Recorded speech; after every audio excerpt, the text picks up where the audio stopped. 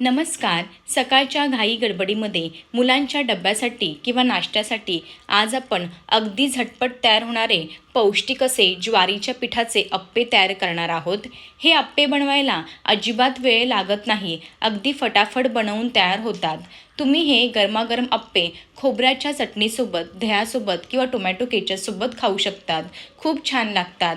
वेळ न घालवता रेसिपीला सुरुवात करूयात. जर तुम्हाला माझ्या रेसिपीज आवडत असतील तर चॅनलला नक्की सबस्क्राईब करा. त्यासोबतच नवनवीन रेसिपीच्या अपडेटसाठी बेल आयकॉन देखील प्रेस करा. ज्वारीच्या पिठाचे अप्पे तयार करण्यासाठी सर्वात आधी आपण एक वाटण तयार करून घेऊयात. त्यासाठी मी एक मोठा चमचा जिरे, 7 ते 8 लसणाच्या पाकळ्या आणि 10 ते 12 हिरव्या मिरच्या घेतलेल्या आहेत. आता हे घेतलेले सर्व साहित्य एका छोट्या मिक्सरच्या भांड्यामध्ये घालून घेऊयात. हिरव्या मिरचीचं प्रमाण तुम्ही तुमच्या आवडीनुसार कमी जास्त करू शकता. वाटताना पाणी वगैरे अजिबात घालायचं नाही. असंच मस्त असं बारीक ठेचा तयार करून घेऊयात. अशा प्रकारे हिरवी मिरची, लसूण आणि जिरं बारीक करून घेतलेलं आहे.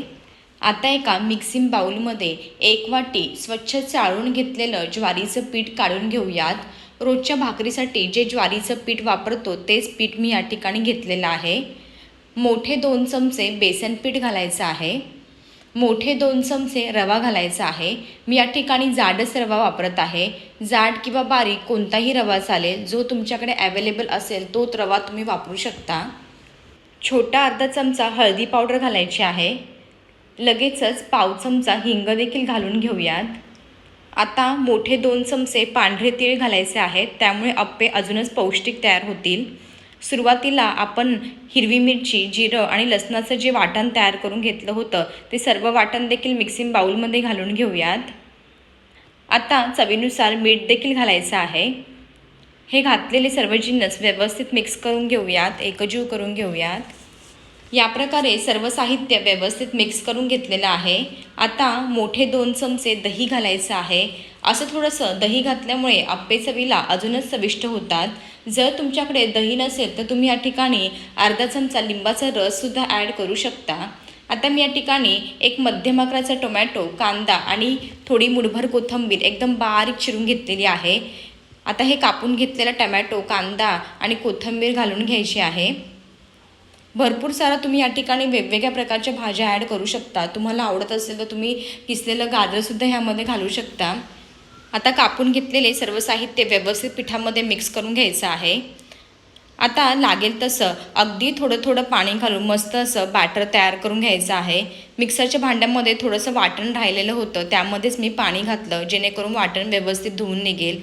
आता लागेल तसं थोडं थोडं पाणी घालायचं आणि मस्त असं अप्प्यांसाठी लागणारं बॅटर तयार करून घेऊयात. जास्त घट्ट देखील नाही आणि जास्त पातळ देखील नाही, मध्यम असं आपल्याला बॅटर तयार करून घ्यायचं आहे.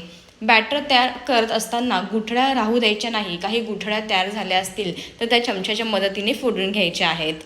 थोडं थोडं पाणी घाला म्हणजे तुम्हाला अंदाज येईल, मिश्रण जास्त पातळ देखील होणार नाही. चला तर अगदी थोडं थोडं पाणी घालून मस्त असं बॅटर तयार करून घेऊयात. हे पहा, अशा प्रकारे लागेल तसं थोडं थोडं पाणी घालून छान असं मी मिश्रण तयार करून घेतलेलं आहे. तुम्ही या ठिकाणी मिश्रणाची थिकनेस, कन्सिस्टन्सी पाहून घ्या. अगदी याचप्रमाणे आपल्याला हे बॅटर तयार करून घ्यायचं आहे. जास्त घट्ट देखील नाही आणि जास्त पातळ देखील नाही. बॅटर पहा अगदी छान तयार झालेलं आहे. बॅटरमध्ये अजिबात गुठळ्या नाही. अगदी मस्त असं स्मूथ तयार झालेलं आहे. आता हे तयार करून घेतलेलं मिश्रण 10 मिनिटासाठी साईडला ठेवून देऊयात, जेणेकरून आपण जो ह्यामध्ये रवा घातला आहे तो रवा मस्त असं फुगेल आणि अप्पे देखील अगदी छान तयार होतील. या ठिकाणी 10 मिनिटं झालेली आहेत. मिश्रण भिजण्यासाठी साईडला ठेवलेलं होतं. पुन्हा एकदा व्यवस्थित मिक्स करून घ्यायचं आहे, एकजीव करून घ्यायचं आहे. जर तुमचं मिश्रण तुम्हाला थोडंसं घट्ट वाटत असेल तर पाणी घालून मिश्रणाची थिकनेस ॲडजस्ट करून घेऊ शकता. पण मला या ठिकाणी अजिबात पाण्याची आवश्यकता वाटत नाही. अगदी परफेक्ट असं मिश्रण आहे. आता हे अप्पे अजूनच खुसखुशीत आणि अगदी मऊसूत तयार होण्यासाठी आपण या ठिकाणी इनो वापरणार आहोत. अगदी छोटा अर्धा चमचा किंवा छोटा पाव चमचा इनो आपण या ठिकाणी घालणार आहोत. जर तुमच्याकडे इनो नसेल तर तुम्ही या ठिकाणी छोटा पाव चमचा खाण्याचा सोडासुद्धा वापरू शकता. इनो ॲक्टिवेट होण्यासाठी थोडंसं वरतून पाणी घालायचं आहे. इनो घातल्यानंतर व्यवस्थित मिश्रण फेटून घ्यायचं आहे, मिक्स करून घ्यायचं आहे, जेणेकरून घातलेला इनो व्यवस्थित असा मिक्स होईल. हे पहा, मिश्रण अजून मस्त फुललेलं आहे आणि एकदम छान असे अप्पे आपले या ठिकाणी तयार होणार आहेत. तुम्ही पुन्हा एकदा बॅटरची थिकनेस पाहून घ्या, अगदी परफेक्ट आहे. यापेक्षा पातळ बॅटर अजिबात तयार करायचं नाही. थोडे यापेक्षा घट्ट ठेवायचं असेल तर ठेवू शकता, पण यापेक्षा पातळ अजिबात करू नका. आता आपण लगेच याचे अप्पे बनवायला सुरुवात करूयात.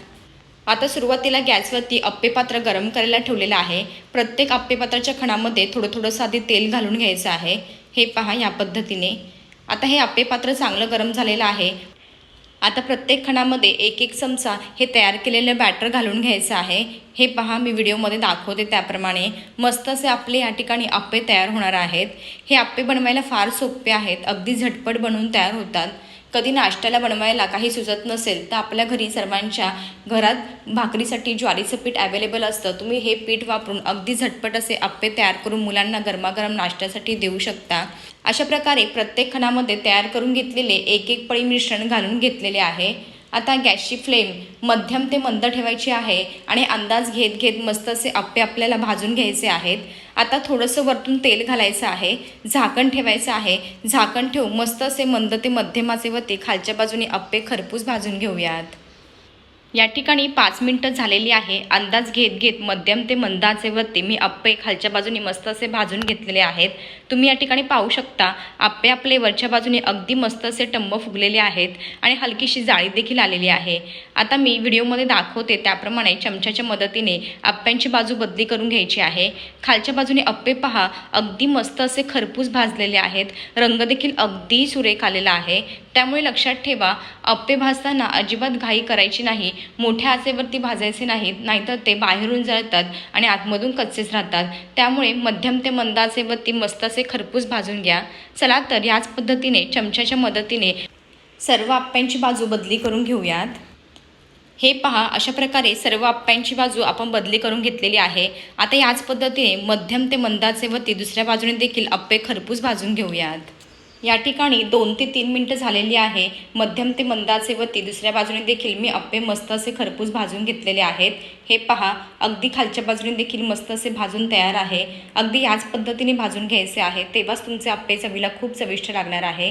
चला तर आता हे भाजून घेतलेले सर्व अप्पे प्लेटमध्ये काढून घेऊयात.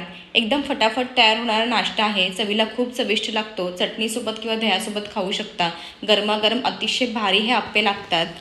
हे अप्पे तयार करताना बॅटरमध्ये तुमच्या आवडीच्या इतर दुसऱ्या भाज्यासुद्धा ॲड करून तुम्ही हे अप्पे तयार करून घेऊ शकता. अजून पौष्टिक तयार होतील. चला तर ह्याच पद्धतीने उरलेले सर्व अप्पे तयार करून घेते. अशा प्रकारे मी काही अप्पे तयार करून घेतलेले आहेत.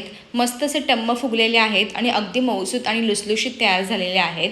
तुम्ही हे गरमागरम अप्पे खोबऱ्याच्या चटणीसोबत खाऊ शकता. दह्यासोबतसुद्धा खूप छान लागतात. तुम्हाला जर चटणी नसेल बनवायला वेळ तर तुम्ही सॉससोबतसुद्धा खाऊ शकता. खूप छान लागतात. एकदा असे ज्वारीच्या पिठाचे अप्पे नक्की करून बघा आणि कसे झाले हे मला कमेंट बॉक्समध्ये सांगायला मात्र विसरू नका. तोपर्यंत मस्त खा आणि हेल्दी राहा.